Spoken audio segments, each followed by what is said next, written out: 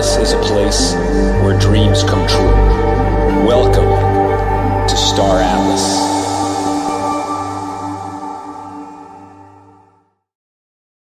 Bonsoir à tous, bienvenue dans l'Atlas Brew numéro 29. Et alors cette semaine, je vous propose de voir un peu déjà les news de la semaine et puis discuter un peu, rebondir sur une des news entre guillemets de la semaine pour parler un peu de la carrière de Data Runner au sein de Star Atlas et de manière un peu plus générale le méta de l'espionnage de corpo, de détection de flotte et d'utiliser les data on-chain en fait pour influencer le gameplay quoi. Donc, est-ce que c'est bien, est-ce que c'est pas bien? Quelles méthodes peuvent être utilisées? Quels systèmes peuvent être mis en place par la team pour essayer de réguler un peu tout ça? Donc, voilà les sujets qu'on va aborder ce soir. Et puis, si vous voulez aborder d'autres trucs aussi, n'hésitez pas, hein. Comme d'habitude, le micro est ouvert à tout le monde. Vous pouvez aussi utiliser le canal textuel Atlas Brew si votre micro fonctionne pas ou si vous voulez pas discuter. Mais ouais, voilà. Donc dans les news de la semaine, on peut commencer par l'arrivée du Wikilore dont on avait parlé dernièrement. C'était donc José qui nous avait mentionné ça au début pour centraliser un peu les différents éléments de lore qui étaient éparpillés entre les newsletters, la BD, les posters Rebirth, tout ça c'était un peu éparpillé aux quatre vents et maintenant ils ont commencé donc cet effort de non seulement centraliser tout ça sur une page du site web, mais en plus comment dire, d'ajouter des nouveaux éléments, à la fois résumer certains aspects du lore et ajouter des petits détails en plus, hein, notamment sur tout ce qui touche aux photolies, au Conseil de la paix. Qu'est-ce qu'on avait d'autre? On a l'apparition de nouveaux personnages, notamment le fondateur de la faction Ecos, qui a toute sa petite backstory et donc qui est très lié aussi donc à la faction mode, qui reste donc une des factions avec le lore le plus mystérieux pour l'instant, parce qu'ils n'en ont pas encore parlé concrètement, mais on commence à avoir des petites bribes d'informations via justement ce personnage. Je vais vous mettre le lien du wiki, normalement il est déjà dans les annonces, hein. Ouais, c'est ça. Je sais pas si vous avez eu le temps d'explorer un peu tout ça. Moi j'ai beaucoup aimé l'article sur les photolies notamment. Voilà, c'est le... Après, J'ai tout ça, vu c'est ça aujourd'hui, j'ai vu Je l'annonce regardais dans aujourd'hui, le j'ai chat, pas eu le temps d'aller voir encore, j'ai Weston. juste enregistré le lien. Voilà, merci Darwin. Donc ouais, c'est lore.staratlas.com. Ouais, donc moi ce que j'ai noté, c'est donc non seulement l'article sur les photolies qui nous décrit un peu les différentes sous-espèces en fait qui décomposent la faction photolie. Donc on voit qu'il y en a enfin il y a différentes sortes, notamment des dark photolies qu'ils appellent ça, donc des photolies bannies entre guillemets. On a des photolies ascended, des photolies travelers qui ont tous leurs spécificités et leurs propres agendas en fait, hein. Donc il y a des photolies qui sont intéressés par leur fameuse élévation là, qui leur permet de monter en grade, si on peut dire ça. Et il y en a d'autres qui font un peu leur vie, qui interviennent pas directement dans les affaires des autres espèces et qui ne suivent pas la religion photolie entre guillemets qui est également décrite un peu plus en détail, les fameux followers of the light qu'on voit dans la bande dessinée, qui sont en fait des membres d'autres espèces qui ont justement qui ont réussi cette ascension dans la culture photolie, quoi, et qui leur donne non seulement donc, un rang plus élevé, mais aussi des pouvoirs un peu spéciaux qui leur permettent de détecter tout ce qu'il y a à voir en fait avec la fameuse lumière des photolies, quoi. Bref, sinon on a des petits détails sur des maps qu'on voit dans le showroom, comme l'avant-poste 39. Alors ça, je sais pas si vous... Alors c'est un truc qui a été mentionné dans les bouts précédents. Mais dans l'avant-poste 39, on a notamment peut-être un petit easter egg qui est caché. Ça avait été plus ou moins confirmé par José dans un des brous anglais précédents, mais là on voit que c'est vraiment décrit dans l'article qui concerne l'avant-poste 39. C'est qu'il y a... en fait, l'avant-poste est construit sur des anciennes ruines, et il y a donc les fameuses fleurs, les fleurs mini qui poussent sur cette map, quelque part. Et ce serait donc un des easter eggs à trouver, comme on avait la statuette en or qui nous donnait un skin spécial dans le showroom, enfin, la version d'avant en tout cas. Je sais pas si elle y est dans cette version actuelle, moi je l'ai pas retrouvée encore. Oui, donc cette fleur, elle devrait pouvoir être trouvable sur la carte Avant-Poste 39 en mode expérimental. Mais un petit détail quand même, c'est qu'on a Star Atlas Leaks, hein, le fameux compte là, qui va faire un peu de data mining dans les fichiers du showroom et tout ça. Il nous informe que apparemment le spawn de cette fleur n'est pas encore activé. Donc, ça peut vouloir dire deux choses. Soit l'easter egg n'est pas encore dans le jeu. Donc la map serait là, mais les fameux easter eggs n'y seraient pas. Soit ça veut dire qu'il faut certaines conditions pour trigger l'apparition de la fleur en fait. Personne ne l'a trouvé pour l'instant, donc soit personne n'a encore trouvé les conditions, soit on attend peut-être la prochaine mise à jour pour qu'ils le mettent, quoi. Qu'est-ce qu'on gagne si on trouve ça? Ça reste encore à déterminer, quoi. J'imagine que ce sera un petit bonus comme on a trouvé le skin spécial dans la version du showroom précédent. Mais voilà, en tout cas, on sait qu'il y a quelque chose à trouver sur la carte Avant-Poste 39. Est-ce qu'on avait autre chose dans le wiki d'un peu sympa? Ouais, voilà, c'était les grosses mises à jour, on va dire, concernant le wiki. Ouais, voilà, l'article Photoli, l'article sur la fleur mini, l'article Outpost 39 et le fondateur Ecos, Hugh Harper Haley. Voilà. C'est les articles que je vous conseille d'aller voir si ça vous intéresse un peu, de creuser un peu le lore, d'avoir des nouveaux éléments et de comprendre un peu mieux tout ça, quoi. Il donne également quand même quelques petits détails sur les factions aussi au sein du Conseil de la paix. Notamment, enfin, le détail qui m'a marqué surtout, c'est que chaque faction a en fait sa petite spécificité dans la gouvernance au sein du COP en fait. Par exemple, les MUD, ils sont en charge de tout ce qui est commerce, industrie. Les Usturs, ils sont en charge plutôt de la défense. Ce qui m'étonnait un peu, puisque vu que les MUD ont le firepower, en fait, on pourrait se dire, oh, bah, c'est eux qui vont être chargés de tout ce qui est l'aspect militaire, mais non, c'est les Usturs qui ont plus le lead dans ce domaine-là. Et les Oni, eux, c'est plus tout ce qui est donc exploration et résolution des conflits, ce genre de choses. Donc ils sont bien dans leur rôle diplomatie, stealth, explo, quoi.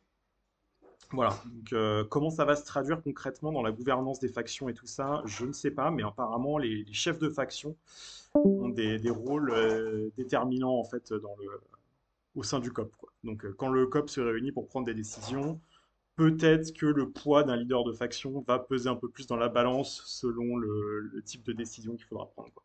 En tout cas, dans le lore, c'est décrit comme ça, quoi. Ouais, voilà. Ouais, c'est à peu près tout pour le wiki. Euh, Sinon, ouais, voilà, cette semaine, on a eu un mini-drama sur le Discord. Je sais pas si on a des guildes concernées au sein de l'Assemblée ce soir, mais en gros, oui, il y avait un membre d'une des guildes pirates, côté anglophone, Skull and Bones, qui s'est fait kick de sa propre guilde pour une histoire d'espionnage. Alors ensuite, l'histoire qui a été reprise par Hologram News, et donc qui a commencé à faire un peu de bruit et qui est parti en débat sur le Discord général de Star Atlas. Donc, qu'est-ce qui s'est passé concrètement? Enfin, la personne en question collectait des infos sur les différents leaders, ou alors en tout cas tous les membres qui pouvaient trouver des différentes guildes, et ils reliaient en fait les profils Discord aux différentes adresses publiques pour essayer de déterminer le nombre de flottes, les assets sur chaque adresse. Et au final, il a, il a un peu joué le l'agent double. Il a filtré il a non seulement collecté des infos sur différentes guildes, mais aussi il a donné les infos de sa propre guilde à un autre groupe pirate qu'on ne nommera pas, mais qui est trouvable facilement, tout est dans l'article de toute façon. Donc voilà, ça a créé un petit débat autour de ça. Visiblement, Skull and Bones n'ont pas apprécié du tout le fait de se faire leak enfin, doxer, entre guillemets, leurs adresses publiques des différents membres de la guilde. Euh, voilà, je sais pas ce que tout le monde en pense. Est-ce que vous êtes un peu parano sur le fait de cacher votre adresse publique, de cacher vos assets? Est-ce que ça vous dérange si c'est relié à votre personnalité Discord, entre guillemets? Euh, Moi, personnellement, ça me choque pas plus que ça, parce que j'ai l'impression qu'à partir du moment où la plateforme DAC va être mise en ligne, de toute façon, toutes les adresses publiques vont être disponibles au public, entre guillemets. Genre, ça va être, suffira de cliquer sur une guilde pour voir les membres et donc les adresses, à moins que, justement, on va le voir plus tard, ils mettent en place des solutions pour obscurcir tout ça, mais je pense que c'est pas encore d'actualité. Donc, je sais pas quels sont les avis des différentes personnes présentes ce soir. Est-ce que vous avez je Moi, je sais suis pas, plutôt d'accord avec toi. J'ai aucun enfin, genre, moi, après, je sais pas, ça va vraiment dépendre des profils et des personnes, mais moi, j'ai aucun problème avec ça. Par exemple, si les gars veulent se faire chier à suivre avec mon nom darwin.sol sur Solana, tu peux retrouver absolument toutes mes adresses publiques qui sont sur Solana. J'ai jamais cherché à cacher quoi que ce soit ou c'est un peu le, je sais pas. En plus, ouais, comme tu dis, en plus avec la plateforme DAX, à un moment donné, faudra, enfin, ouais, pour que ta guilde puisse justifier d'un certain nombre d'assets, il faudra rentrer ces adresses publiques c'est ça. dans la DAC, donc enfin dans l'outil, en tout cas, je sais pas quelle forme il prendra, mais dans cet outil, Après, tu il peux. faudra à un moment donné rentrer ton adresse publique. Donc bon, je sais pas. Cacher C'est les choses, moi je suis pas trop fan de ça. Ouais, voilà. Après, la plateforme DAC, on ne sait pas à quoi ça va ressembler. C'est possible que, par exemple, les adresses des membres ne soient pas visibles au grand public, mais ce sera sûrement visible on-chain, par exemple. Ouais, c'est ça le truc, c'est que Oui, mais voilà, ça va être sous exactement. forme de smart contract ou des choses comme ça, et quelqu'un Bon, qui après, sait même aller on-chain, ça peut se regarder sur la cacher. blockchain, tu vas trouver à un moment ou un autre les adresses qui sont raccordées Ouais, c'est ça. à un smart contract, quoi. Donc, En fait, techniquement, même on-chain, tu peux le cacher complètement avec le sujet que tu veux aborder juste après. Donc peut-être un petit peu tôt pour en parler. Mais il y a la possibilité de le cacher. Donc ce sera un choix, je pense, en fait. À un moment donné, la DAO devra. Je pense que dans un premier temps, ce sera pas visible et ce sera visible on-chain, parce qu'évidemment, on pourra tout tracer en on-chain. Hmm. Mais à un moment donné, si tous les holders de police décident qu'ils veulent plus que toutes ces informations soient publiques et qu'on soit juste au courant, par exemple, que tel DAC détient tant d'assets, donc on sait que ce chiffre est vrai et qu'on n'ait pas accès à derrière, bah, si tout le monde demande ça, ça pourrait être mis en place. Techniquement, c'est totalement possible. Ouais, après, ils ont quand même cette philosophie chez Automata de dire si un truc est visible on-chain, euh, il faudrait que ce soit accessible directement dans le jeu pour tout le monde, même si tu sais Mm. pas aller chercher l'info directement sur Ouais, complètement. sur la chaîne, quoi. À voir. Mais en même temps, ça donne de la plus-value aux guildes. C'est-à-dire que ce point de vue-là, il est bien dans beaucoup de cas, mais dans certains cas, c'est aussi pas mal de laisser un petit peu de marge de manœuvre aux guildes, de créer des outils et de pouvoir se différencier par rapport aux unes aux autres et de dire, bah, si vous venez chez nous, par exemple, vous aurez tous ces outils-là, tu vois. Hmm.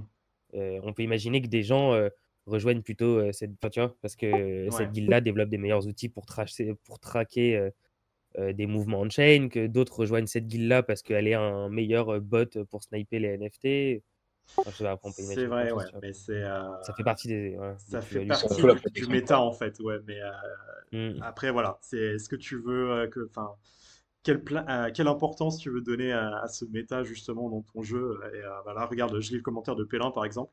Moi, ça me gêne pas que ce soit public, mais en fait, ce qui m'inquiète, c'est plus ce genre de comportement où les mecs veulent tout référencer. Tu te dis, il y a Ouais. déjà des planètes qui veulent nuire aux autres.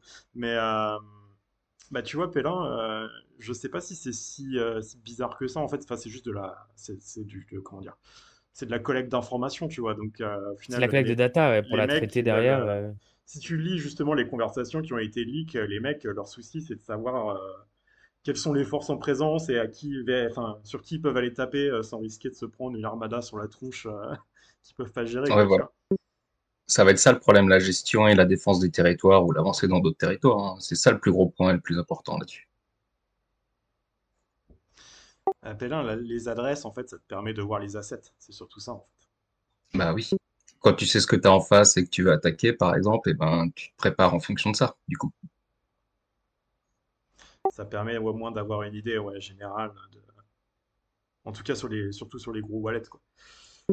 Après, oui, après, bon, ça fait partie aussi du game, hein. Tu auras des mecs Exact. qui sont là Oui. pour collecter les infos, et ça sera leur rôle dans la guilde et ainsi de suite, tu vois. Après, c'est pas dit que tu sais que la team a, je sais pas moi, 10 et 9, etc.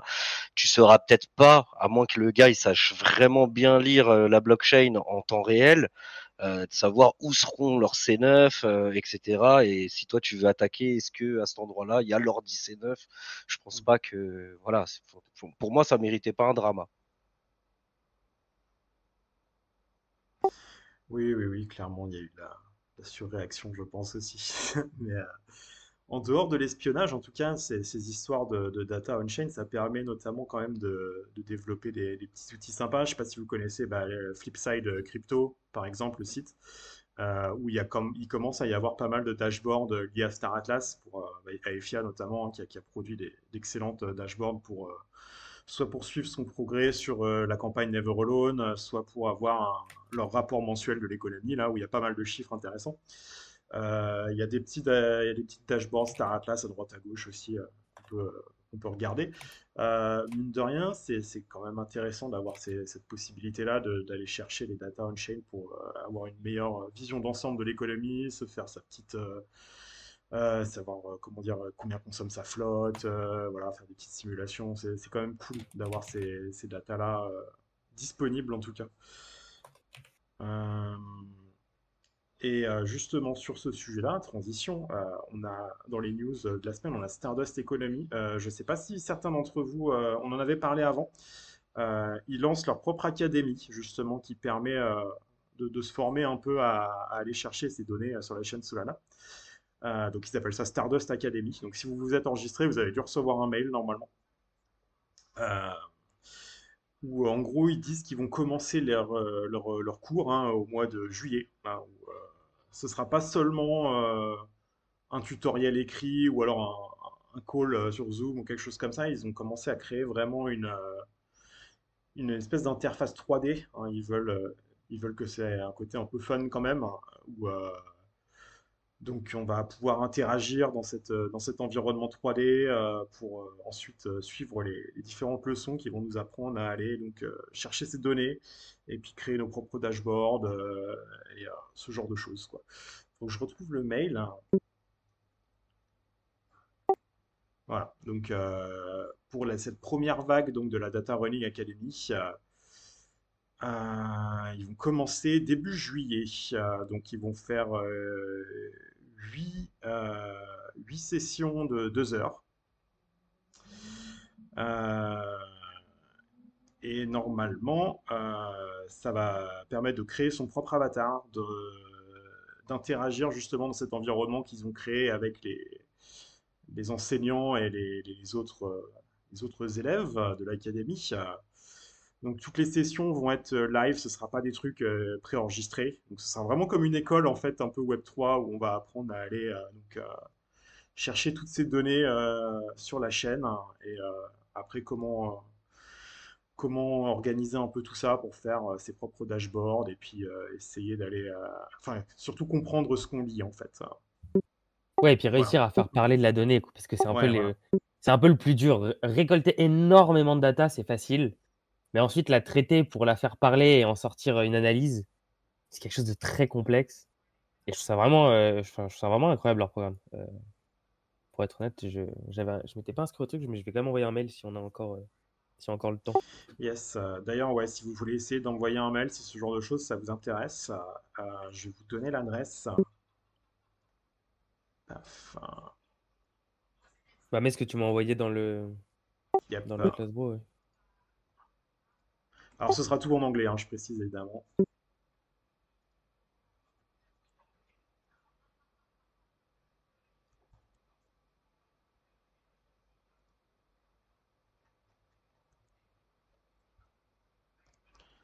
Tac, voilà, je l'ai mis dans le canal Atlas Brew. Donc là, vous avez l'adresse email donc, où envoyer votre message. Le sujet, vous mettez I am interested in the Data Running Academy. Vous répondez aux questions qui suivent. Et après, le nombre de places vont sûrement être limité. Mais je ne sais pas s'ils sont complets ou pas. Donc si ça vous intéresse, ça vaut toujours le coup de tenter votre chance, je pense. Moi, perso, je vais participer. On a C'est un payant ou peu c'est gratuit? Ah non, c'est gratuit. Ouais, c'est gratuit en plus, ouais, c'est incroyable. Ouais, nous on est un peu en train de faire le même truc en interne pour essayer de faire nos propres dashboards pour la guilde et tout ça. Donc ce sera toujours voilà, des informations utiles en plus, je trouve. Pélin, il n'y a pas de date exacte. Ça commence début juillet. Ah oui, donc c'est demain quand même. C'est ouais, Je genre savais pas que la semaine c'était. prochaine ou la Ouais, semaine ouais, c'est la d'après, un semaine truc comme prochaine. ça, Ouais. ouais. J'avais pas compris que c'était vraiment là, là. Enfin voilà. Donc ça, c'était pour Stardust Academy. Voilà, si ça vous intéresse de pousser un peu plus loin le data running et pourquoi pas d'en faire une carrière au sein de Star Atlas. Un autre sujet dans ce qui concerne justement toutes ces données on-chain, ça va être justement, non, je voulais que vous en parliez dans le chat, la technologie ZK. Alors, concrètement, c'est quoi? C'est créer des programmes privés, euh, obscurcir justement ces données on-chain. Par exemple, hein, un exemple au hasard, la position des vaisseaux sur la carte. C'est pas quelque chose qu'on veut.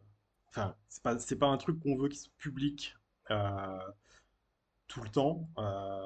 Sinon, bah, évidemment, qu'est-ce que c'est on va vite voir des bots ou justement des dashboards, ce genre de choses être créés avec la position de tous les vaisseaux en live, un peu comme les sites qu'on a là qui tracent tous les parcours des avions en direct live. Alors, ce serait pas génial pour l'expérience de jeu. Alors, en gros, qu'est-ce que ça permet de faire? Il y a un truc qui s'appelle Light Protocol sur Solana, justement, qui permet d'obscurcir ces données. En gros, ça permet de créer des private states. Par exemple, pour illustrer un peu ça, si vous mettez en vente un NFT sur une plateforme d'échange voilà, qui utilise Solana, le prix du NFT et le fait que ce NFT soit en vente, ça va être public state. Tout le monde peut le voir. Par contre, ce qu'on aimerait peut-être qu'il soit privé, c'est les offres sur ce NFT et les transactions. Si une personne a acheté ce NFT pour tant, n'a pas forcément envie que ce soit public. Donc ça, on pourrait le mettre en private state. Donc au final, seule la personne qui a fait la transaction pour acheter et la personne qui a vendu le NFT serait capable de voir cette information. Et donc, ils seraient les propriétaires, entre guillemets, de ce private state, quoi. Mais, du coup, des propriétaires comme ça, il peut y en avoir un, il peut y en avoir plusieurs aussi. Donc, si on va un peu plus loin comme ça permettrait, par exemple, dans le contexte d'un jeu, justement, de cacher la position d'un vaisseau sur la carte. Et si tu as comment dire, les prérequis qui s'obtiendraient via une mécanique de jeu, par exemple, hein, comme le scanning. Si tu fais un scan, ça te permettrait de révéler cette information spécifique, comme la position d'un vaisseau, quoi. Mais si tu n'as pas fait le scan au bon endroit, avec le bon radar, voilà, comme il faut, selon la mécanique de jeu qu'ils voudront implanter, cette information te resterait cachée, quoi. Ce serait donc une des solutions potentielles vers laquelle Star Atlas pourrait aller, justement pour obscurcir ces données et éviter que tout soit public tout le temps, quoi. Ce qui est le cas pour l'instant. Ouais, puis en dehors de ça, en dehors de Light Protocol, c'est surtout basé sur un système de Zero Knowledge Proof. Et aujourd'hui, on-chain, c'est un peu le seul système qu'on ait pour créer de la privacy tout de suite. À terme, il y aura d'autres systèmes qui vont apparaître, comme l'encryption homomorphique ou ce genre de choses. Mais pour l'instant, ouais, probablement Star Atlas et d'autres seront obligés de passer par des ZK layers. Ouais, voilà. Et ça permet donc de substituer justement cet espionnage on-chain avec justement toutes les connaissances que ça implique hein, pour récolter la data, l'interpréter et la rendre lisible en fait pour Monsieur Tout le Monde. Ça permet de le remplacer par des mécaniques de jeu, ce qui est quand même le but dans le contexte de Star Atlas, quoi. Enfin, ça c'est mon avis, mais je préférerais que en tout cas, pour tout ce qui est reconnaissance, machin, tout ça, ça fait partie du jeu directement, quoi. Donc, ça me semble plus fun d'en faire des mécaniques de Ah, c'est jeu évident. que d'aller chercher ça on-chain, quoi. Après, si on évident. veut s'amuser à faire le méta, à trouver les adresses, tout ça, c'est autre chose, quoi. Mais Non, mais c'est évident et en plus, c'est possible et ça devient il y a voilà, avec des boîtes comme Light Protocol et d'autres, c'est de plus en plus facile d'utiliser aujourd'hui, ces systèmes-là, sur Solana sans devoir développer tout ça en interne donc ouais, évidemment que tout ça est étudié, quoi. Kazar qui nous dit le méta arrivera. Bah, il est déjà là pour le coup. Il y en a déjà qui préparent le terrain, visiblement. Mais ouais.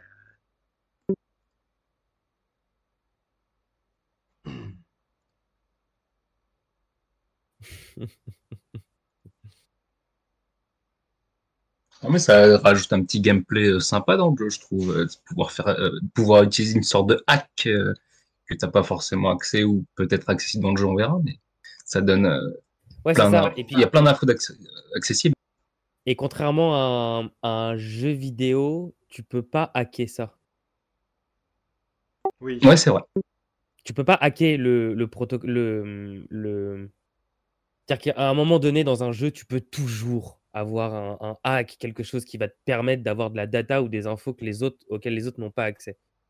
Là, c'est juste pas possible en fait.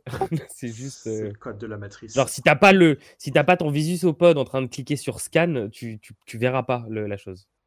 Et ça, c'est incroyable.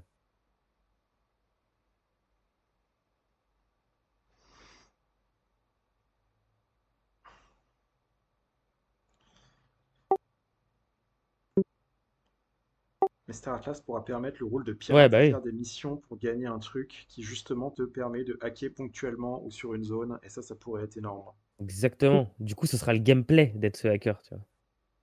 Ce pirate.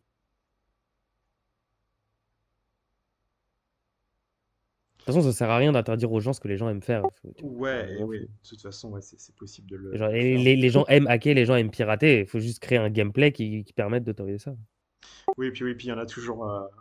Il y a toujours une certaine catégorie de joueurs qui aiment bien jouer sur tous les tableaux et aller jouer le jeu Évidemment. social un peu. Évidemment. Bah Collecter regarde des là, ça a infos. même pas commencé qu'il y en a déjà qui le Ah font. oui, Donc, oui, complètement. C'est le c'est roleplay quand même dingue Discord l'histoire un du peu, type. mais. Genre, Oui, surtout qu'il n'y a aucun moyen d'actionner ça pour l'instant. Enfin, c'est des infos qui leur non, donnent c'est ça rien, qui en est fait, dingue. tu vois. Mais, C'est ça, c'est que les mecs prennent des risques de dingue juste parce que c'est leur philosophie, tu vois. ouais. Il y en a qui, si on veut être un peu théoriste du complot, on peut se dire que il a fait ça pour se faire un coup de pub et après que d'autres viennent le voir pour demander ses Ouais, services peut-être. d'espion. Peut-être. Mais après, c'est ce que j'aime bien chez les pirates, tu vois. C'est le côté. Ils sont toujours fidèles à eux-mêmes, quoi. Ah, ça peut se monnayer, ça, plus tard aussi, hein. Ouais, bah c'est sûr, attends, ça va se monnayer. Ouais, clairement, il y a un potentiel Ah, c'est énorme. d'utilisation sur les infos IRL, entre guillemets, énorme.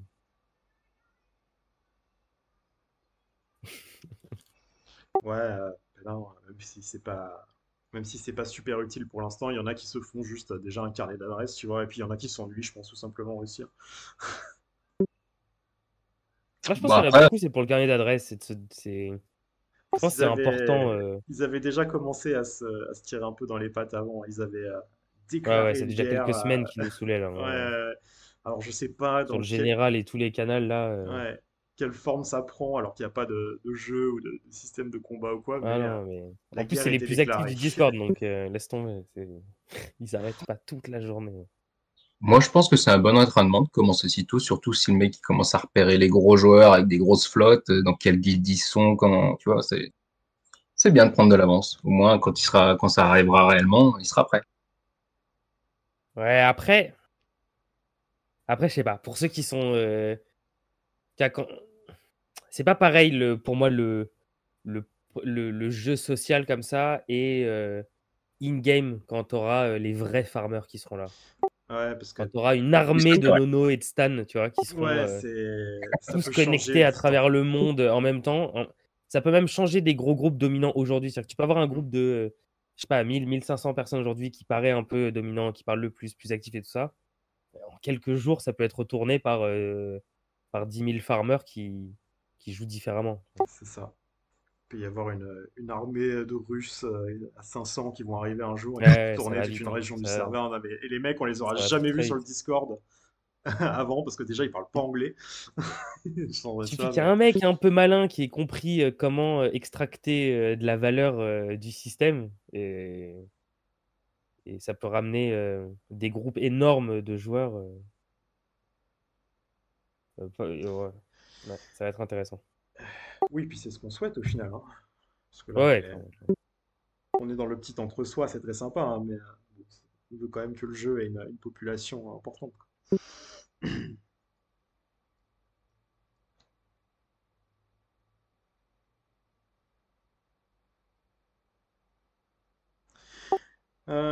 Est-ce qu'on passerait au quiz? On arrive à peu près à la moitié du brou.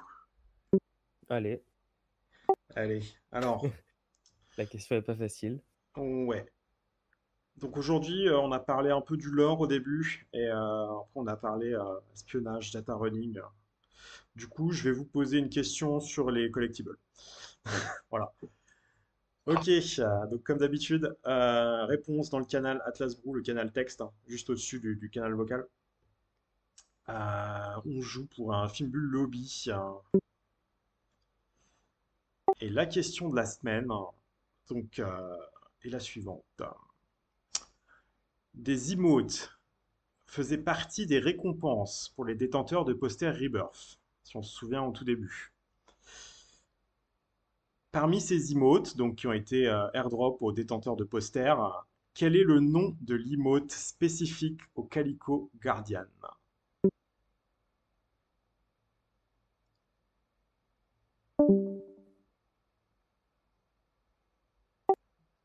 Non, c'est pas 48. Non, non, 48, t'as vu non. ça où? C'est de nous. Non, non, non, non. Ah, là, on voit les mecs qui sont allés voir sur le market, ils Squeezie. commencent à tout taper. Euh, Ah, voilà, c'est bon. Déjà, attends, putain, j'ai quitté le chat une seconde. Ouais, ouais, ouais, ouais, non. On a Ouais, c'est Crash trop qui a trouvé rapide. la Ah ouais, réponse. c'est Crash qui Ouais, a c'est trouvé. tout Infinity, ouais, en effet. Il y a trois emotes, il me semble. Pour les vaisseaux, il y en a une pour le Vesusopod, une pour le Guardian et une troisième pour le Packlight. Et celle pour voilà, voilà, celle du Calico Guardian, ouais, c'est tout Infinity. Tu vois, ceux qui ont passé des heures à regarder la marketplace, ils connaissent tous les items. C'est un des plus vieux items hein, pour le coup sur la Ouais, c'est marketplace. un des plus vieux items, clairement. Je sais pas quand est-ce qu'ils comptent les mettre en ligne parce que c'est quoi, c'est des animations spéciales pour le vaisseau. Je sais même pas à quoi ça va ressembler. Mais ah non, c'est pas du tout une question de leur pelle, hein. Est-ce que j'ai ton adresse Crash? Je sais pas. Non, je crois pas.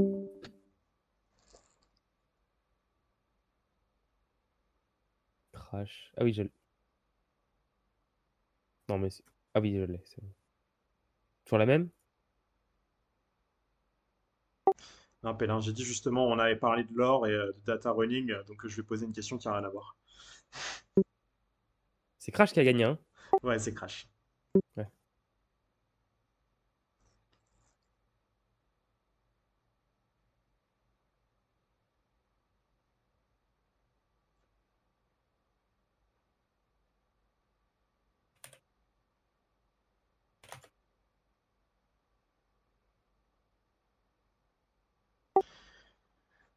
Bon, est-ce qu'il y a d'autres sujets particuliers qui vous intéresseraient pour ce brou? Peut-être parler des clemsteak un peu aussi. Ou bien si quelqu'un veut revenir encore sur les histoires d'espionnage, de data running. Moi, je me posais pas mal de questions avec les clemsteak en ce moment. J'en ai zéro pour le coup. Et, Ah, carrément? Ah Même ouais, pas ouais. des bases? Bah ouais, parce que moi, tu sais, j'étais dans ma théorie que il y aurait une transition qui serait pas aussi abrupte, que genre, qui laisserait comment dire, la manne Ouais, infinie de moi aussi, tu me ressources diras. et qu'en même temps il y aurait le crafting, donc que les prix baisseraient, tout ça. Donc je me suis dit, je vais me faire, comme les prix vont baisser, bah, je vais continuer de me faire un stock au fur et à mesure, et puis j'aurai pas besoin de claim stake. Sauf que bah, c'est totalement l'inverse qui s'est passé. J'ai toujours pas de claim stake du coup. Mais je commence à me tâter. Le problème, c'est que j'ai pas vraiment de capital à remettre dans le jeu en ce moment. Euh, je sais pas, j'hésite beaucoup. Est-ce que je revends des vaisseaux pour acheter des claim stake? Est-ce que je me pose beaucoup de questions. Mais pourquoi ouais, pourquoi Moi, j'ai là revendu des Atlas pour acheter des Claimsteak. tu prends le temps sinon de faire un peu d'escape? Ouais, ouais, faut que je fasse d'escape, mais j'ai pas trop le temps de le farmer comme un ouf. J'essaie de me Ouais, connecter peut-être pareil. 1 ou 2 fois par jour. J'ai changé de tactique d'ailleurs sur Escape Velocity. Ah oui, quand Euh, même, 2 fois par jour. Ouais. ouais, mais du coup, je clique 1 fois sur tous mes vaisseaux, quoi. Et bah, Ah, ok. peut-être pas. Mais c'est vraiment 1 fois par jour. Ouais, voilà, si je me connecte, je clique et je me C'est barre. pas 1 fois une demi-heure, genre. Non, non, non, non, non. Pas Mais mal. d'ailleurs, en parlant de Claimsteak, j'ai pas regardé, mais les prix, ils ont augmenté ou pas? Depuis. Bah non, il y a toujours les. À part les Claimsteak 2 qui sont sold out, je crois, il y a toujours des 1, 3, 4 et 5 Ouais, en par vente contre, par je remarque que Atlas. je regardais les tiers 5 et ça a commencé à baisser un peu. Il y en a pas mal qui sont partis. Oh, il y a Ouais. quelques petites alphas qui sont sorties quand même là-dessus, quand même des trucs importants à savoir sur les claimstakes, notamment sur bah, plus on monte en tiers, plus ça va permettre. En fait, non, je vais reformuler ça. Euh, Toutes les ressources sont accessibles avec tous les tiers de claimstake. Par contre, plus on monte en tiers, plus ce sera facile de miner des ressources plus rares. Par exemple, je sais pas moi, une ressource diamant super rare. Voilà, je dis n'importe quoi, hein, je me souviens plus des noms des ressources. Mais imaginons une ressource super rare qui soit, tu vas en miner peut-être 1 par heure avec ton claimstake tier 1. Bah, tu vas peut-être en miner genre 10-20 par heure avec ton claimstake tier 5, quoi. Donc tout est accessible, peu importe le tiers, mais on a quand même une grosse facilité sur les ressources rares, plus on monte en taille en fait de claimstake. Mais c'est quand même important, c'est-à-dire qu'on n'a pas besoin d'acheter un tier 5 forcément, ou un tier 4 ou un tier 3 pour avoir accès à certaines ressources, quoi. C'est pas bloqué derrière un paywall, quoi. Ouais, c'est juste la capacité de vitesse, on va dire, à farmer les ressources Ouais, rares, quoi. voilà, c'est ça. Et d'ailleurs, on sait si, parce que là aujourd'hui, on le met dans le Flaction, je sais plus comment ça s'appelle, le nom là, et on met notre claim stack dedans, on récolte des R4. Du coup, à la prochaine évolution de Sage, donc quand on va pouvoir faire le crafting, ils vont évoluer en même temps. À l- euh, Enfin, dans le Flaction Fleet, on va pouvoir gagner des R20 ou pas? Bonne question. Moi, alors, j'ai peur de dire une connerie, mais il me semble que sur le Faction Claim, on va toujours gagner des R4. Par contre, les R. Parce qu'en fait, c'est quoi? C'est Extraction et Crafting. Donc, ouais, on va miner les R20 peut-être dans Escape Velocity. Enfin, ce sera Sage du coup. Ce sera la vraie première version de Sage, entre guillemets. Et là, on devra le raffiner dans le jeu, quoi. Donc, je pense que les Faction Claim. Ah, bonne question, bonne question. Ouais, ils Ouais, continueront de donner, à moins gagner. qu'ils les Bah, à ouais. moins qu'en fait, on doit extraire les ressources de la Faction Claim et qu'après, on doit les raffiner dans le jeu, quoi. Mais je sais pas s'ils ont mentionné l'évolution là-dessus, quoi.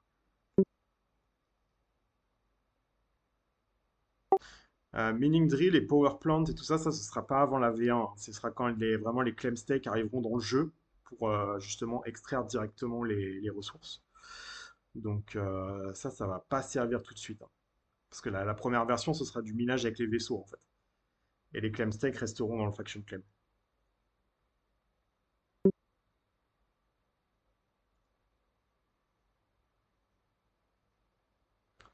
Je vais Ouais, aller. donc là, de toute façon, en gros, pour revenir un peu sur ce que tu disais, que tu n'avais pas de claim stake, du coup, tu n'as pas trop le choix en ce moment, en vrai, de devoir te forcer à faire du escape quand tu as un peu le temps. Ça te permet au moins d'avoir les ressources pour réapprovisionner ton vaisseau si tu n'as pas envie de refaire de l'achat. Hmm. Et je dirais, en même temps, ça te permet de te faire aussi un stock. Enfin, après, ça dépend du temps que tu passes dessus. Bah, c'est Parce surtout qu'en que fait, ouais, après j'ai quand même une flotte assez conséquente, donc il faudrait que je joue beaucoup à Escape Velocity pour être rentable enfin pour être autonome sur le truc, quoi. bah, c'est Donc, clair, ou Winston, c'est cohérent, mais du coup, si tu as une grosse flotte, il te faudrait aussi énormément de claim stack. ouais, oui, c'est vrai. Donc, tu vois, parce que moi, du coup, j'ai quelques claim stack, mais par rapport aussi à la flotte que j'ai, dans Score, je sais que ça suffit pas, tu vois. Ça suffit pas à alimenter, à approvisionner, on va dire, tous mes vaisseaux. Ouais, je vais peut-être te donner d'autres éléments de réponse. Bonjour à tous, là je suis arrivé il n'y a pas longtemps. Winston, par rapport au Clemstech, il y a déjà un premier point, c'est que tes vaisseaux seront toujours rentables, c'est-à-dire que tu gagneras toujours plus d'Atlas que ce que tu vas en acheter pour les nourrir, ouais, Ah, effectivement. ça a coupé, j'entends plus. Ah, ça coupe? Moi, j'entends. Je t'entends Ouais. bien. Ouais. Donc en fait, je sais plus, tu sais, là j'ai publié un petit calcul là de consommation sur une wallet particulière pour voir combien ça rapportait d'avoir quelques vaisseaux, tu sais, par rapport à la foot que ça consomme, etc. Et on s'aperçoit qu'en fait, l'alimentation du vaisseau que tu as dans Faction Fleet, tu vas perdre la moitié de tes atlas à peu près en alimentation. Ça divise par 2 sur les vaisseaux qu'on avait regardés. Du coup, a priori, je vois pas comment ton alimentation de vaisseau dans ta Faction Fleet pourrait coûter plus cher que ce que tu gagnes en retour avec ton vaisseau dans la Faction Fleet. Tu vois ce que je veux dire? Les ressources ne Ouais. peuvent pas coûter plus cher que ce que tu gagnes en Atlas. Donc, de toute façon, tu seras rentable quoi qu'il arrive à les acheter.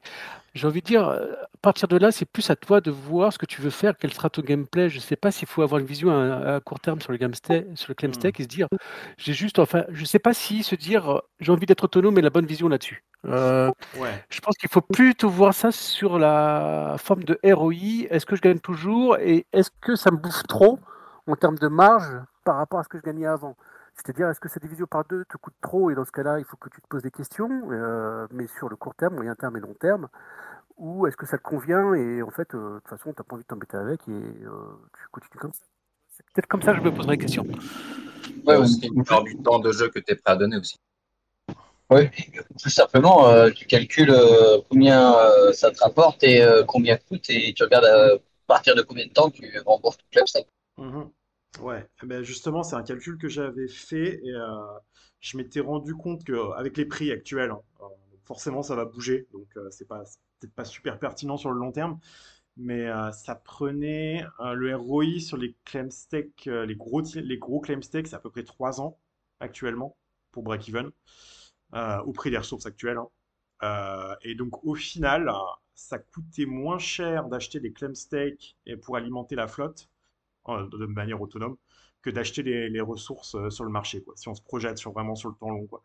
Après, forcément, il y a le prix de variation des ressources et le prix de l'Atlas aussi, hein, qui va modifier tout ça.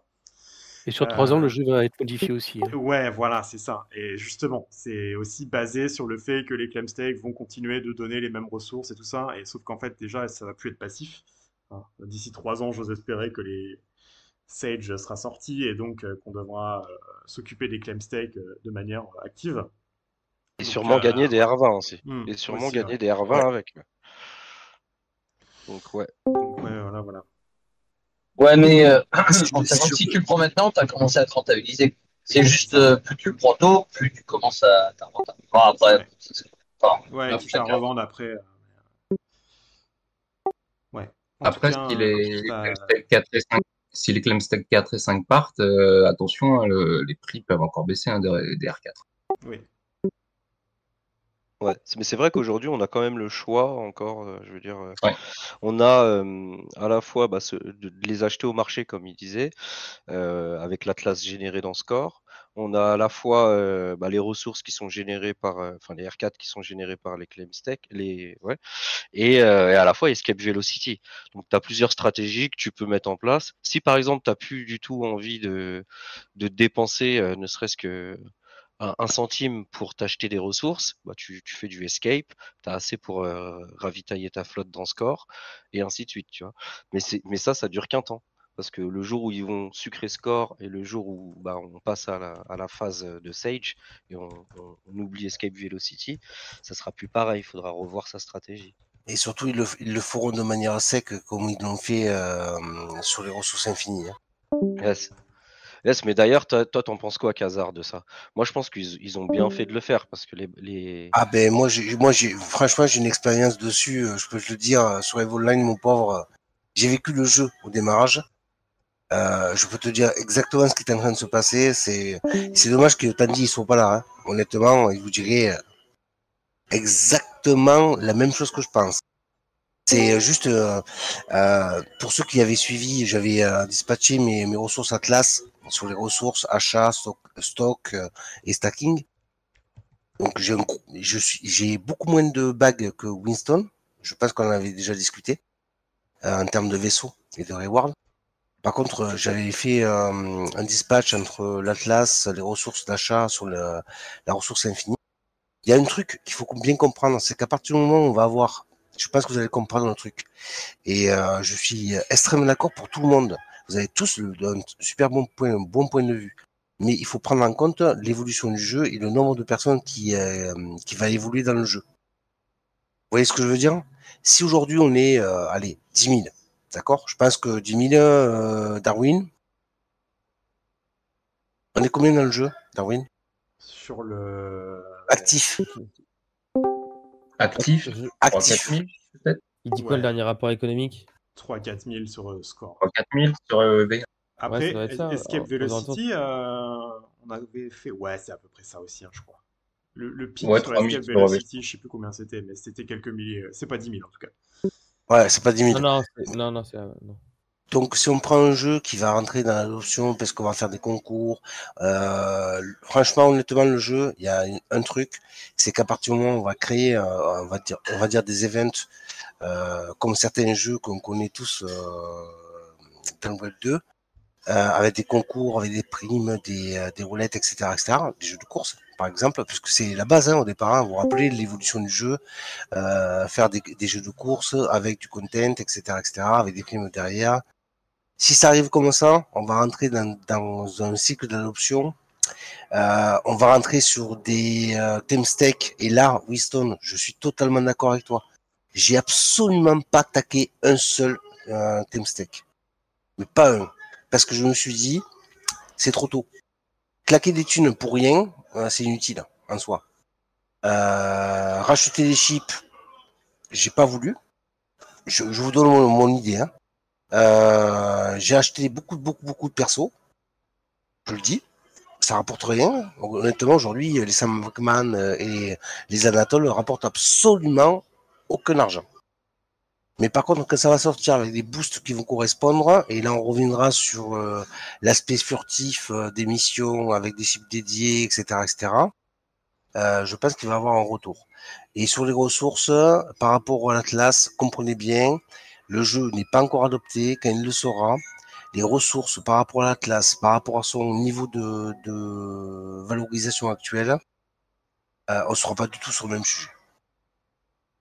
Je pense que les premiers qui ont vraiment souffert par rapport à ce que moi j'ai vécu et beaucoup d'entre vous, seront récompensés. Le tout, c'est de rester stable et de tenir la barque. De rien lâcher, oui. De rien lâcher. Mais après, quand je vois la communauté, on a toujours les mêmes, d'autres beaucoup de nouveaux. Mais il y en a certains qui tiennent bien la marque. Hein. Je veux pas les nommer, mais je les vois sur le chat. Ouais, c'est vrai qu'il y a des... Ouais, après toi t'avais anticipé, Kazar, on va dire, à un moment tu nous avais même dit dans le brou que tu avais acheté pas mal de ressources. Après moi je disais surtout par rapport à l'annonce très rapide, on va dire, pour dire voilà le changement qu'on a fait, on a effectué ce changement-là. Maintenant aujourd'hui la marketplace Star Atlas a retiré les ressources R4 de la vente et c'est du peer-to-peer quoi. Donc, et ça pour moi, ça a été une super bonne chose à faire parce que sinon, tu avais des mecs, des gros whales qui auraient acheté mais pour 10 ans, 15 ans de ressources. Ouais, c'est clair. Tu vois. Mais après le temps, t'as vu le temps que les ressources, parce que tu te rappelles ce qu'ils ont dit, ils ont balancé la ressource de base, c'est-à-dire le maximum qui supply sur la marketplace. Ils le maintenaient. À chaque fois, c'était toujours le même nombre d'unités. Tu te rappelles? D'un coup, en 12 heures, je pense, pour ceux qui suivent en réel le marketplace, il n'y avait plus rien. Oui, parce que c'est passé d'infini au peer-to-peer. C'est ça. Avant, c'était en infini. Tu pouvais Sauf les acheter à l'infini. Ouais, sauf qu'il n'y a pas des cons qui ont tout acheté avant. Ouais, justement, parce qu'ils n'ont pas fait d'annonce. S'ils auraient fait une annonce, tu pouvais être sûr que ça y est, ils bousillaient le truc. Bah, en tout cas, ouais, ça aurait mis du temps à se résorber, quoi. Mais ouais. Après, pour les histoires de claim stake et tout ça, moi, surtout, personnellement, j'espère pouvoir me reposer sur les autres qui font que ça, en fait, qui sont plus orientés industrie crafting et tout ça.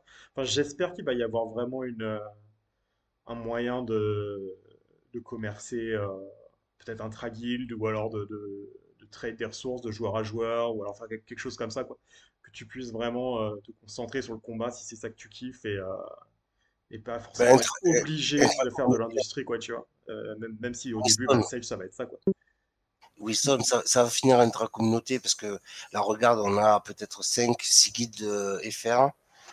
Il y a des mecs, j'en connais certains qui ont des claims un peu propres parce qu'ils étaient FOMO, ils souffrent. Là, ils commencent à récupérer de la structure par rapport à leur vaisseau. Ça paye même pas leur vaisseau. Et on en revient au sujet. À un moment donné, le jeu va devoir booster, avant d'arriver à l'adoption, ils vont devoir booster forcément la rému des Teamstech. Ça va être obligé. Ça va être obligé. De toute façon, après, faut pas s'inquiéter. Tous les aspects du jeu auront une part de rentabilité et ça te permettra de fonctionner dans ton domaine sauf si tu fais quelque chose qui te permet pas d'être rentable, bien sûr. Si tu t'auto-détruis sur tous les combats que tu fais, bah, faut changer de technique. Ouais, c'est ça, c'est ça. En fait, dans les MMORPG, en général, il faut que tu te fasses une économie, il faut que tu aies ta base économique, mais tu as plusieurs moyens de faire ta base économique. Celle que tu choisis, c'est celle du PVP. Normalement, tu dois pouvoir avoir une base économique grâce au PVP, mais c'est aussi la base économique la plus... La plus rentable. qui Quand t'as alors, du qui win, peut être ouais. la plus rentable, mais la plus risquée aussi. C'est comme tout, on en revient toujours au même, hein. Il y a plus de risques, mais ça peut être juteux. Pas forcément que le PVP d'ailleurs, hein. Quand je dis combat, ça peut être aussi aller farmer des pirates, des PNJ, des machins, quoi, tu vois. Genre ça, Ouais, tout. tu Ça peux peut être le faire, PVE aussi, ouais. tu farmes tes missions PVE, de temps en temps tu croises un joueur, tu essaies de pas trop Ouais, bah te ça, c'est des démerder, sources de tu vois. revenus. Ça Mm. peut être ta source de revenus, mais ça demande pas mal de temps de jeu aussi. Voilà. Après, Ah oui, après, c'est toujours pareil, on parle de pognon. Forcément, il faut du temps de jeu, il faut que tu aies de l'énergie. Et c'est la force mécanique de créer de la valeur. Ça existe dans le monde réel et ça existe aussi dans les jeux virtuels. Plus tu prends de temps pour créer de la valeur, plus tu as de la rémunération. Et forcément, tu as un équilibre qui se crée mécaniquement. Ouais, c'est ça. Après, je pense qu'il y a aussi certains qui vont prendre du temps, peut-être pas que dans le PVP, hein, mais ils vont prendre du temps à essayer de créer, par exemple, un claim stack, tu vois. Tu peux partir de rien même et juste avec un petit vaisseau et commencer à farm tout doucement, tu vois. Mais sauf que voilà, c'est du temps de jeu. Est-ce que ce temps de jeu-là, quand tu pars de rien, tu vas réussir à gagner comme il faut? Pas sûr, tu vois, au début. Mais en tout cas, tu auras les mécaniques pour partir de zéro et essayer d'avancer, quoi. Ben, Enfin, un mec, moi, c'est mon point de vue, tu vois. Ça veut dire qu'il y a des jeux où, oui, bien sûr, si tu peux aller en PVP, comme tu dis, ils ont dit que c'était un des modes qui allait le plus rapporter, tu vois, parce que tu vas pouvoir gagner du stuff, tu vas pouvoir le revendre sur le market, tu vois. Mais si par exemple tu pars, tu fais ton petit claim stack, tu vas miner, tu fais ton petit truc, c'est un temps de jeu qui est peut-être beaucoup plus long, mais qui finalement peut-être est moins rentable que si tu faisais du PVP, mais voilà, peut-être moins risqué comme il disait Maka, tu vois. Donc je sais pas, il au y aura plein de départ, stratégies, hein. au départ, honnêtement, honnêtement, c'est un peu comme une pyramide d'usage. C'est-à-dire que si tu n'as pas de création de valeur, donc de la création de valeur vient forcément des ressources et de la création, on va dire, d'objets utilitaires pour créer une ressource. T'es OK? Non? Et SOS, je suis OK. OK. Cette ressource, toi, en tant que PVPer, tu as besoin d'un chip parce que tu l'as éclaté. Donc, tu vas en racheter un. Tu vas dire, bon, écoute, t'es mignon, si je dois payer 10 balles pour acheter un chip pour aller retourner au combat avec mes potes parce qu'on est dans un morgue, 10 balles, tu travailles dans ta semaine, tu vas pas te faire chier, tu vas l'acheter. Tu vas pas le créer. T'as Ouais, pas le ouais. temps. T'as pas le temps, Ouais, tu bah, bosses. oui, T'as oui, pas le bien temps, tu sûr. bosses. Et sur Evoline, ça existe, ça. Ça a toujours existé, au départ. Et les mecs, puisqu'on n'est pas dans la crypto, c'est un jeu Web 2 de base, honnêtement, la force de travail qui a été créé, et ça marche toujours, c'est d'ailleurs pour ça qu'ils veulent basculer sur la crypto, hein. La force de travail, c'est que tu vas te retrouver avec un groupe, une communauté, un ensemble de guildes. Et là, je pèse mes mots, hein, parce que ça, c'est vraiment du vécu.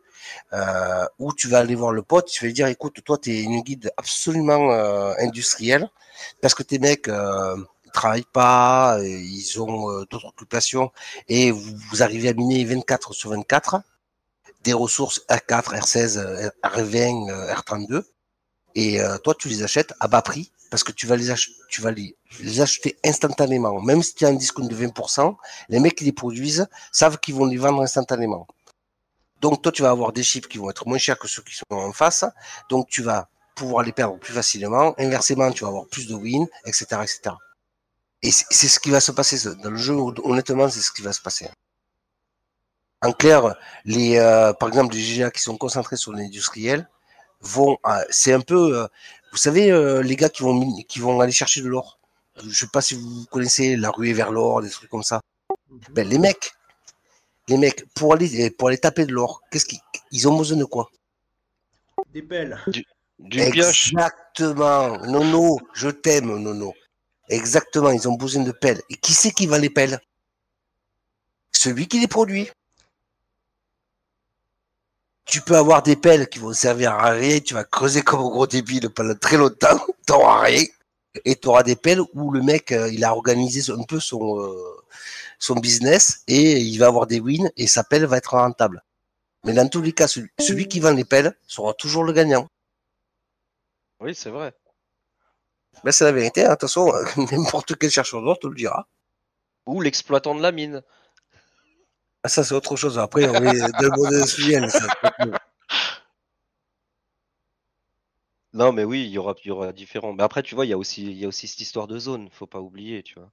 Ça veut dire que si tu veux déjà commencer à faire du PVP et gagner du loot, on va dire, du stuff des autres joueurs, il faut déjà être minimum dans la medium risk zone, tu vois. En medium risk zone, ton vaisseau, il est pas burn, donc tu auras un temps, à mon avis, de respawn. Tu auras perdu du loot ou tu en auras gagné selon si tu as gagné le PVP, quoi. Mais tu vois, déjà, ça dépendra des zones, tu vois. Et le gars qui veut se la jouer tranquille au début, petit farmer, etc., ça se trouve, il restera au début en zone safe, etc., tu vois. Et il aura aucun souci, tu vois. Mais ouais, après, il faudra voir la rentabilité, mais c'est sûr qu'il y aura des modes qui rapporteront plus que d'autres. Ben, honnêtement, la medium risque, j'ai absolument aucune question sur le sujet. Juste pour info, il y a un an, sur EVE Online, j'avais posé la question par rapport au projet. Et j'ai reposé la question il y a 2 semaines sur ma commune pour voir le résultat. Ben, c'est pas du tout la même, hein, les gars. Pas du tout la même. Dans le bon sens, crypto? Ils disent quoi aujourd'hui? Ah ben là, honnêtement, on vient de rentrer, quoi, on va dire que je viens de rentrer un monstre, mais un monstre. À côté de moi, je pense que je suis à peu près 1 million. Le minage, la production, la structure, la gestion, le community manager. Vous voyez ce que je veux dire? Le mec, il fait tout. Le mec, il fait tout. Je l'ai rentré, il travaille sur les loots. Il m'a déjà annoncé ses performances. Il n'a pas encore chopé de vaisseau rare. Hein. Il fait 12 heures par jour. C'est un gars que t'as recruté, Kazar? En fait, c'est mec, c'est là toujours pareil. S'il y avait Tandiana, il vous répondrait instantanément. Il s'appelle Kizo. Et vous le verrez bientôt, certainement. Il est peut-être déjà dans Star Atlas FR. C'est un community manager qui a 10 ans, 12 ans de jeu EVE Online. C'est un monstre, il a du temps, et surtout il a une énergie, et surtout il adore ça. Et lui, il était plutôt réfractaire à la base à Star Atlas, Grave, en tout cas, au truc grave, NFT, grave. machin. Grave. Et pour te dire, mon CEO, celui qui m'a remplacé sur EVE Online, qui s'appelle Nicoulou, vous le verrez parce que je vous donne le nom parce que ça apparaîtra. Hein. On en a parlé ensemble. Il m'a dit, écoute, je comprends là maintenant, et c'est pas du tout du tout le même sujet. Il y a 1 an, j'en ai parlé. Les mecs, ils me taillaient un short, alors que, autant dire que j'ai pas compris la réponse, tellement c'était violent. Vous savez, le fait du déni, vous connaissez, Ouais, hein, Ouais, bah ah, oui, la oui, courbe, oui. la oui, courbe ouais. d'adoption, la courbe Ouais, d'adoption, les attention, ouais. gars, la courbe d'adoption, vous la connaissez tous. Exact. Et non, mais c'est ça. Et en plus, vous imaginez, les mecs, c'est des hémorgues à fond, avec minimum d'âge. En moyenne, je pense que je devais être à 40 ans. Je devais être à Oui. 40 ans, âge moyen. Donc les mecs, ils sont au taquet, tu vois. Des petits C'est jeunes. des joueurs un peu bullish, quoi. Et ils m'ont jeté. Et là, j'ai au speak. Mais vraiment, je suis arrivé, discussion tranquille. Parce que je les suis, hein, honnêtement, j'ai toujours un regard. Et je discute avec eux et on en parlait. Il faut savoir que sur Evoline, il y a eu une annonce par rapport au Ouais, fait c'est ça. de basculer sur la crypto. Ouais, bah oui, oui, oui, j'ai entendu ça. Ouais, Voilà. Et donc du coup, certains m'avaient booké avant, d'autres étaient encore dans l'inconnu parce que c'est plus des casuals, parce que la vie, toujours pareil, quand t'as des gosses, le boulot, machin, bon voilà, la vie évolue. Et on discutait. Et j'ai adoré. Hein. Nicoulou, il a fait un petit ping sur Discord en disant, ben voilà, Kazar est là, profitez-en, il voudrait vous présenter le machin et tout. Je sais que, hein. Et on s'est retrouvés, on était 27, je crois. C'était plutôt propre. Eh ben, Des mecs qui jouaient. Bah oui, Ah, c'est le fait que tu vois, il y a une annonce comme ça, du coup c'est un petit truc comme ça qui fait que les gens vont commencer à s'y intéresser un peu de plus près. c'est ça, ouais. Tu vois, ils étaient pas Ouais, du coup, ils sont prêts. moins fermés à ça. C'est Voilà, dingue. exactement. avant ils vont te dire que ça pollue la planète, aujourd'hui ils vont te dire ouais ça va leur apporter des pépettes, tu vois. Ouais. Mais Ouais. bon, C'est ça. Mais après, honnêtement, moi je vois mon wallet sur Evoline et je joue plus depuis 1 an et demi. J'ai des milliers, des milliers, des milliers, des milliers d'euros. Mais des milliers, des milliers, des milliers d'euros. Mais vraiment. Et j'ai vendu certains pour acheter sur Evoline, sur Star Atlas. C'est-à-dire que j'ai vendu une partie de mes assets. Normalement, c'est interdit sur Evoline. Hein, et pour acheter des tokens, notamment des polices, des atlas, des chips, etc., etc. Parce que je reste toujours dans le fait que je reste dans l'autofinancement. Mais aujourd'hui, c'est bien, on voit bien qu'il y a une grosse évolution. L'évolution fait que, à un moment donné, là aujourd'hui, on est tous des guerriers, on subit, on a un putain de police qui, franchement, pour ceux qui étaient là au début, on a pris une tartinasse. Ah bah, On a pris une tartinasse. Ouais. Du Tout coup, le monde peut dire, on a...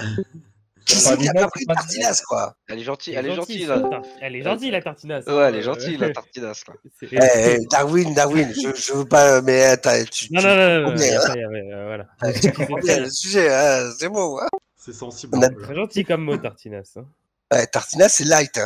Hein. Aujourd'hui, on se retrouve avec un projet qui est vraiment au fond du trou, techniquement parlant, sur la crypto. Au fond du trou, je ne veux même pas vous faire du chart technique parce que c'est juste pas ouf.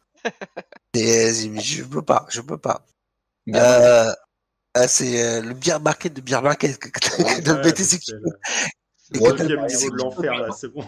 On y Ah, est. c'est clair. Pareil en 2018, Ah, hein, c'est je vous clair. rassure. Tu vois le BTC. Tu vois le BTC qui pump, tu vois le police qui descend, tu fais, il va te faire voir, quoi. Enculé. Mais bon, ça, c'est normal. Et c'est la vie, c'est comme ça. C'est les lois du marché, mais après, si vous êtes patient et que un jour ça sort, on pourra retrouver peut-être le prix du départ, voire mieux, hein. Mais il faut être patient.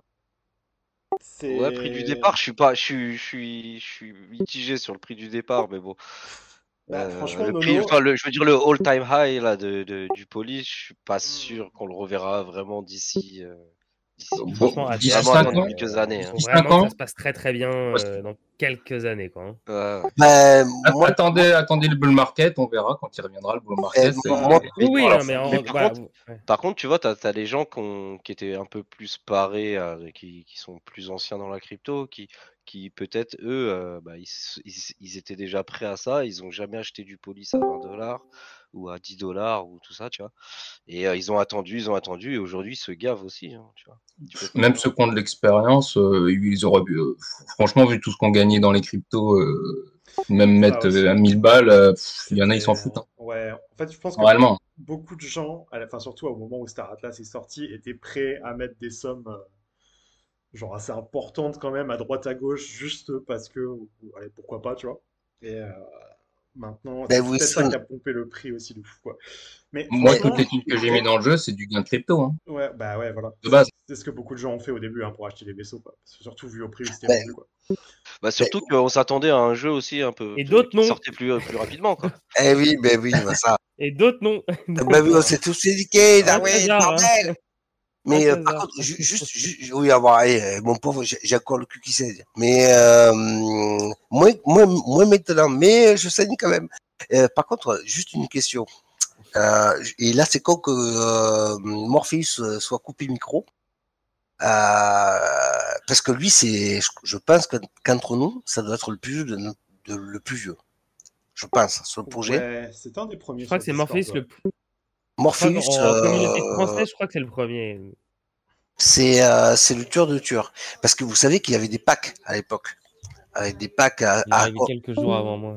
ouais, 50 000 balles, un truc comme ça, des packs.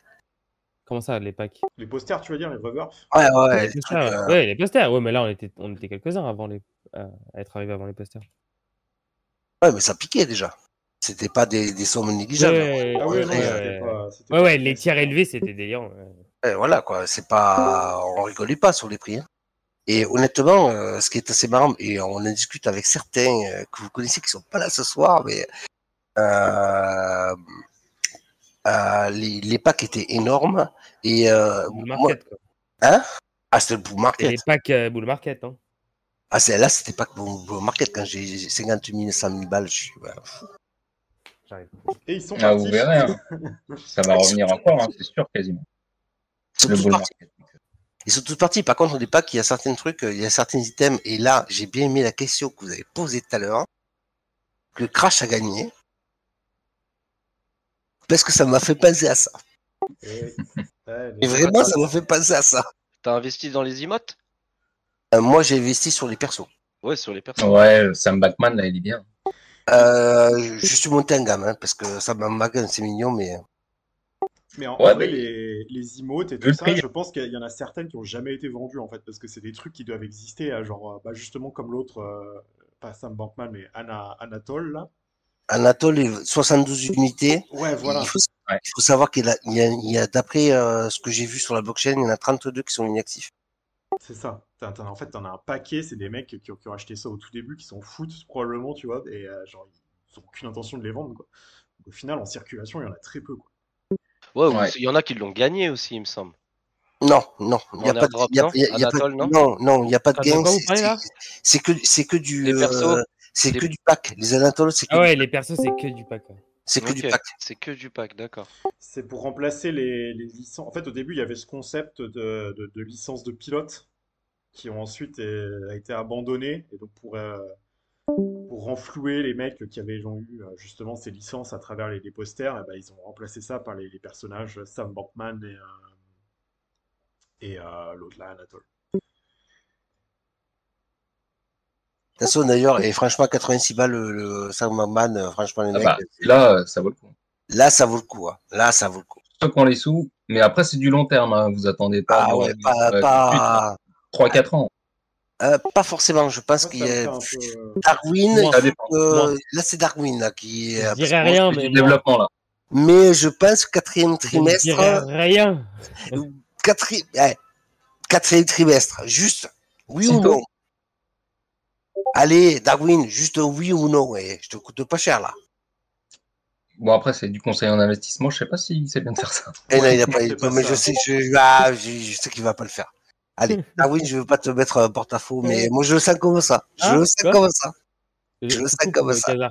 Je t'entends mal. Oui, je sais. Il a raison. Non, mais achetez Il m'a pas rien, les Sam il m'a rien Batman. dit. Hein. Attention, il m'a rien dit. Hein. Il n'y a pas de. Il m'a rien dit du tout.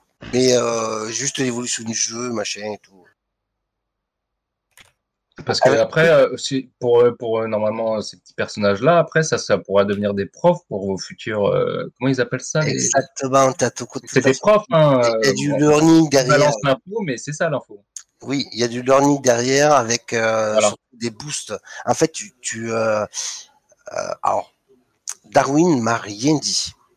On va être clair, il m'a rien dit.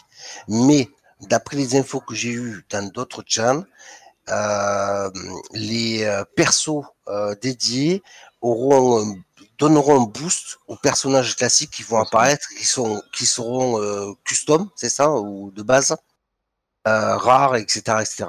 Et ça va apporter des XP au fur et à mesure par rapport au développement des missions et par rapport à leur usage. Et si on prend des Anatoles et qui sont des capitaines et que vous regardez vos chiffres et que vous regardez la composition de votre équipage, voilà, vous réfléchissez, quoi. En sachant que le jeu a décidé, et depuis quelque temps, de mettre les chips au fur et à mesure du niveau pour développer le jeu sans que les grosses baleines arrivent avec des titans ou des moverships pour vous éclater la gueule, parce que eux, ils auront des chips à 100 000 balles. Ça a été annoncé, je pense, il y a quasi un an. Hein. Ouais, avec leur système de progression. Exactement. Et ouais, il y aura d'autres bonus aussi, parce que forcément, ouais, il y a ce système de learning là avec les académies au sein des stations spatiales. Si plusieurs PNJ, enfin ça, c'est des trucs qui remontent jusqu'au white paper, hein, donc ça date un peu, mais si tu mets plusieurs PNJ dans la même académie, ils vont avoir un bonus de cohésion parce qu'ils sont allés à l'école ensemble, voilà ce genre de truc, quoi. Mais sur cette petite info, je vous propose de clore le brou, en tout cas pour l'enregistrement ici. On est déjà à plus d'une heure là.